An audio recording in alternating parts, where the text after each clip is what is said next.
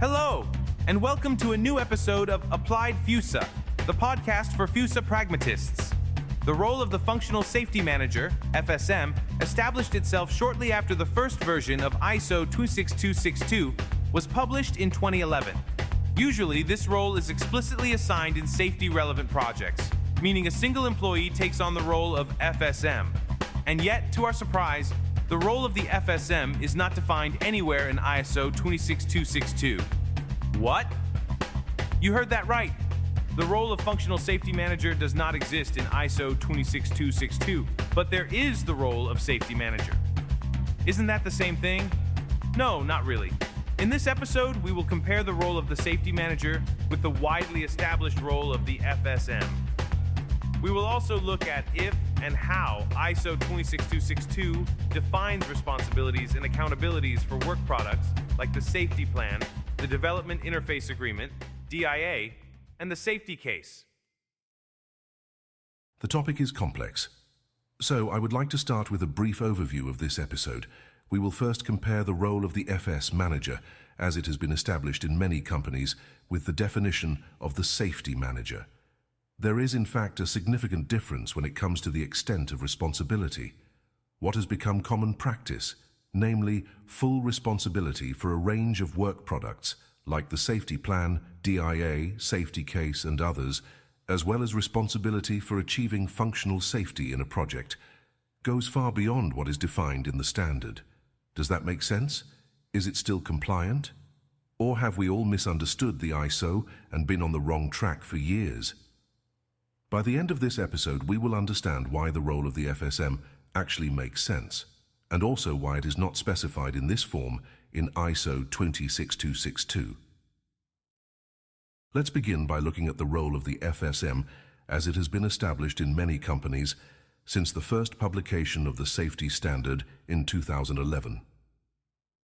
First, it must be noted that the FSM is held directly responsible for a number of work products. Typically, this includes the DIA, safety plan, safety case, release for production report, tool evaluation and qualification report, FS confirmation measures plan, as well as the competence management report. To ensure better understanding, the term responsibility needs to be clarified. It fundamentally refers to responsibility for work products that must be created during the course of product development. These work products often involve multiple team members with different roles.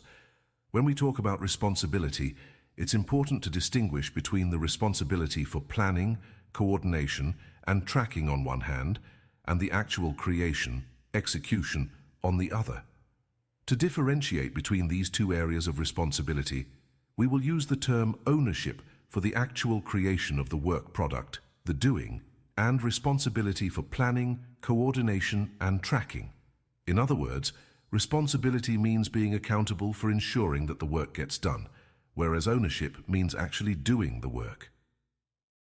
For the work products just mentioned, the FSM assumes ownership. That means the FSM must create them personally. Since the FSM is responsible for the safety plan, and since all safety-related activities are planned within the safety plan, the FSM also takes on responsibility for all other work products. This extends the scope of responsibility far beyond what is defined for the safety manager. So let's turn to that topic for a moment. In Part 1 of the ISO, the role of the safety manager is defined as person or organization responsible for overseeing and ensuring the execution of activities necessary to achieve functional safety. End of quote. There is also an additional note. At different levels of the item's development, each company involved can appoint one or more different persons by splitting assignment in accordance with the internal matrix organization. End of quote. So it must first be emphasized that this is not a role defined for a single individual, but rather a role to which certain activities are assigned. Brief remark. It is a common misunderstanding, beyond the context of functional safety, that a role is always assigned to a single person within a project team. While this is often the case, it is by no means a necessity. A role generally represents a bundle of activities that are functionally related and therefore grouped under a common label. For instance, the role of the software architect, whose tasks typically do not need to be distributed among multiple people. So, a role can describe the tasks of a single individual, but it doesn't have to.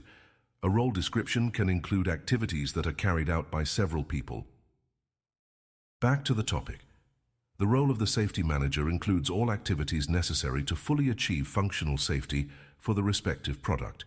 Since such activities exist across all areas of expertise, many holders of roles already defined for product development and production will temporarily also take on the role of a safety manager.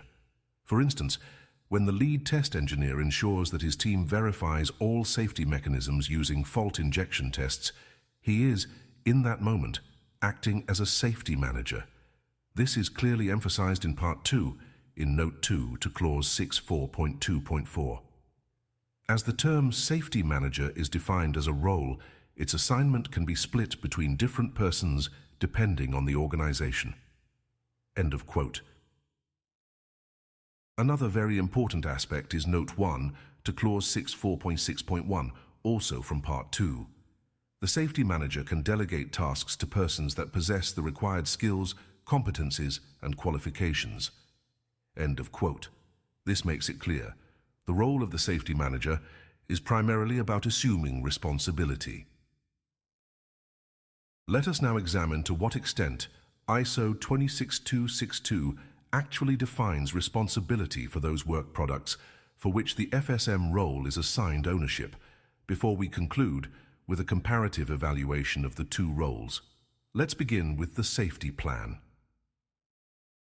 Part 2, Clauses 6.4.5 and 6.4.13 define requirements for the safety plan. However, there is no indication there of who is responsible for the safety plan. Only the required contents are specified.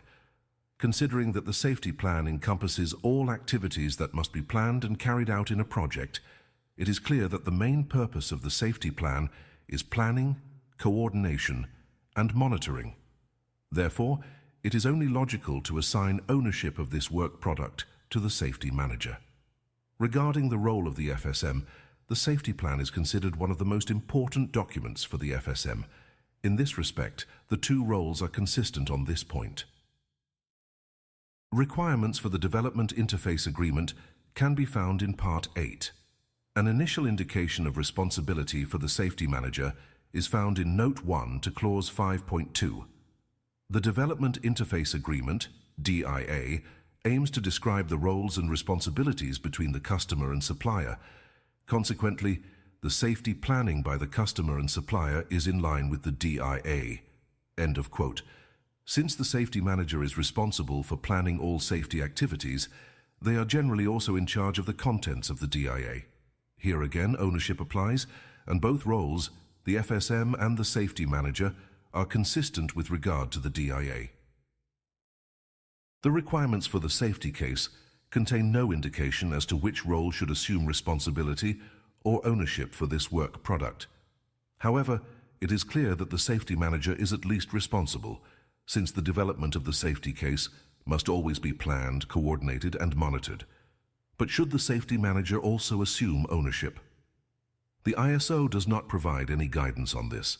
In practice, however, it has become common to consider the safety case as a document belonging to the FSM. In other words, the FSM assumes ownership.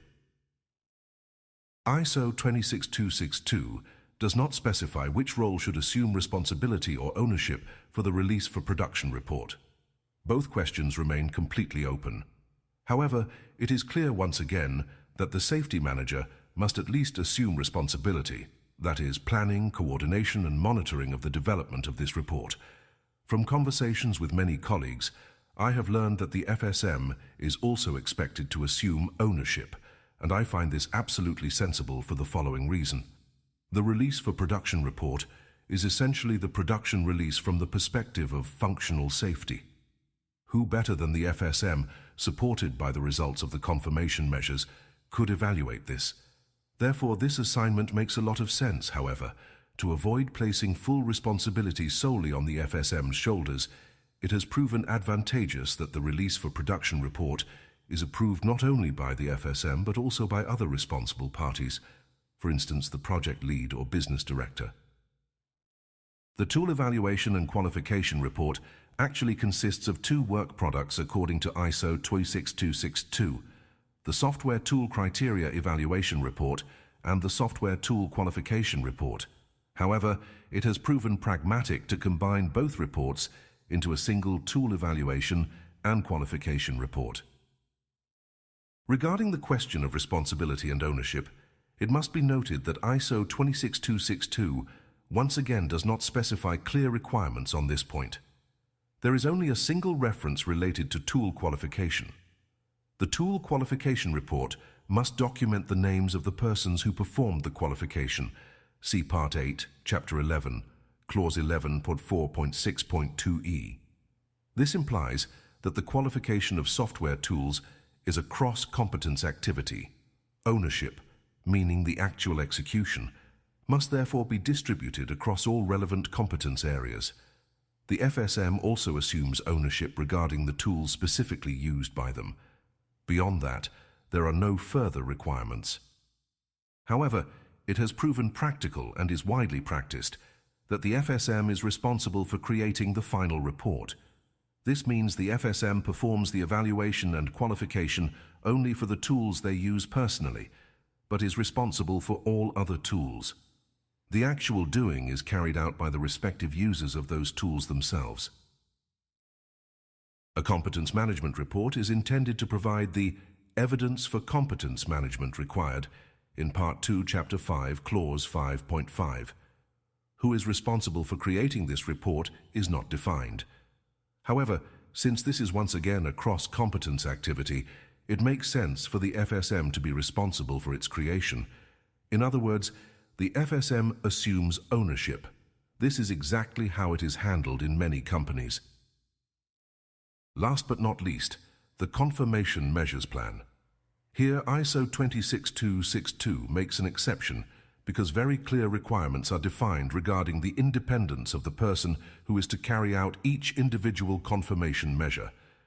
Confirmation measures are, as is well known, either confirmation reviews of specific work products or functional safety, FS audits or assessments. Strictly speaking, no specific role is defined for ownership of the confirmation measures. However, there are clear requirements regarding the required level of independence of the person performing the confirmation measure. As in all other similar cases, a clear recommendation is made here to explicitly and unambiguously define responsibilities within the company's internal processes. Only in this way can it be ensured, especially for the confirmation measures, that the achievement of functional safety for a product is verified with sufficient reliability. That covers the question of which responsibilities ISO 26262 defines for the safety manager regarding the work products for which the FSM is generally expected to assume ownership. Now, let's move on to a final evaluation. Regarding responsibility for planning, coordination and monitoring, the two roles align closely. The FSM is generally responsible for all safety-relevant activities within a project. However, there is one key difference between the roles. While ownership for the safety plan can be directly derived from the requirements of ISO 26262 for the safety manager, for the safety case and the DIA, there are only indirect hints. For the other work products, the safety manager is not assigned any ownership at all by the standard. Yet in practice, ownership is usually expected from the FSM. So how should this be evaluated? Ultimately, it is absolutely essential to define ownership precisely for every work product. It should be ensured that no more than one role is assigned ownership, as otherwise there is a high risk of unnecessary disputes over areas of responsibility. Responsibility and ownership should always be clearly and unambiguously defined. For the work products assigned to the FSM, it has simply proven pragmatic to expect ownership from the FSM. This is because these are safety-relevant documents that cannot be assigned to any other competence area. Cross-competence, safety-related work products are therefore often assigned to the FSM. This arrangement creates clear conditions regarding responsibility and furthermore generates a high level of acceptance within the project team. Therefore, it should be regarded as positive and highly recommended. From my own experience, I can report that many FSMs go well beyond this scope of responsibility by also taking on technical responsibility, for example, by supporting the development of technical safety concepts or safety-relevant test cases. That can definitely make sense and add real value to projects. Most FSMs have previously worked in engineering, for instance, as systems architects, and bring a wealth of technical expertise, so it can be beneficial to leverage that experience within projects, even when serving in the FSM role. Applied FuSa, a podcast for functional safety pragmatists. Get your new piece of FuSa every other week.